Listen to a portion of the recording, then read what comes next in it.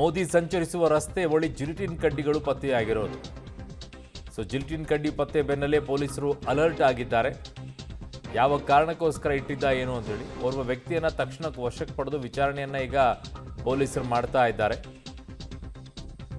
ಇವನೇನಾದ್ರು ಬೇರೆ ತಗೊಂಡು ಹೋಗ್ತಾ ಇದ್ನ, ಅಲ್ಲಿ ಪೊಲೀಸರು ಇದ್ದಾರೆ ಅನ್ನೋ ಕಾರಣಕ್ಕೋಸ್ಕರ ಅಲ್ಲೇ ಬಿಸಾಕ್ ಹೋದ್ನ, ಇವೆಲ್ಲ ಬರುತ್ತೆ ತನಿಖೆಯ ಇದರಲ್ಲಿ.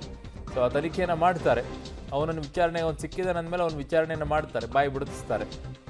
ನನ್ನ ಸಹೋದ್ಯೋಗಿ ನರಸಿಂಹಮೂರ್ತಿ ಇದ್ದಾರೆ. ನರಸಿಂಹಮೂರ್ತಿ, ಈಗ ಸಾಮಾನ್ಯವಾಗಿ ಏನಾಗುತ್ತೆ ಅಂತಂದರೆ ಆ ಭಾಗದಲ್ಲೆಲ್ಲ ಸುತ್ತಮುತ್ತಲೆಲ್ಲ ಗಣಿಗಾರಿಕೆ ತುಂಬ ಜಾಸ್ತಿ ಆಗಿರೋದ್ರಿಂದ ಬ್ಲಾಸ್ಟ್ ಮಾಡೋಕ್ಕೆಲ್ಲ ತೊಗೊಂಡು ಹೋಗ್ತಾ ಇರ್ಬೋದೇನೋ ಅನ್ನುವಂಥದ್ದು ಕೂಡ ಪ್ರಶ್ನೆ ಬರುತ್ತೆ. ಪೊಲೀಸರನ್ನು ನೋಡಿ ಬಿಸಾಕಿದ್ನೇನೋ ಅಂತಾನೂ ಬರುತ್ತೆ. ಆ ಬಗ್ಗೆ ಏನಾದರೂ ಮಾತನಾಡ್ತಾ ಇದ್ದಾನಂತ, ಏನಾದರೂ ಬಾಯಿ ಬಿಟ್ಟಿದ್ದಾನ, ಯಾಕೆ ಏನು ಎತ್ತ ಅಂತ? ಓಕೆ, ಸಂಪರ್ಕ ಕಡಿತಗೊಂಡಿದೆ. ಸಾಧ್ಯತೆಗಳು ತುಂಬ ಇದ್ದಾವೆ, ಬಟ್ ಇದೇ ಉದ್ದೇಶಕ್ಕೋಸ್ಕರ ಬಂದಿದ್ದಾನೆ ಅನ್ನೋದಾಗಿದ್ದರೆ ಬೇರೆ ಆಗುತ್ತೆ. ಇಲ್ಲ ಬೇರೆ ಇನ್ಯಾವುದೋ ಕಾರಣಕ್ಕೋಸ್ಕರ ಬಂದಿದ್ದಾನೆ ಅಂದರೆ ಇನ್ಯಾವುದೋ ಬೇರೆ ಆಗುತ್ತೆ.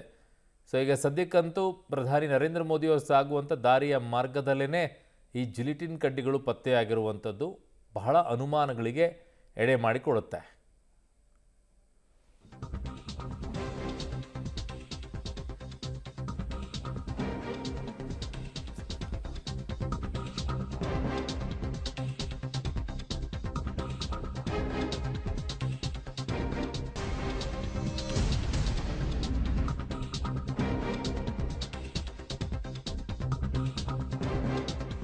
ಕಡೆಗೆ ತೆರಳುತ್ತಾ ಇದ್ದಿದ್ದು ಮೋದಿ ಸಂಚರಿಸುವ ರಸ್ತೆ ಬಳಿ ಜಿಲಿಟಿನ್ ಕಡ್ಡಿಗಳು ಪತ್ತೆಯಾಗಿರೋದು.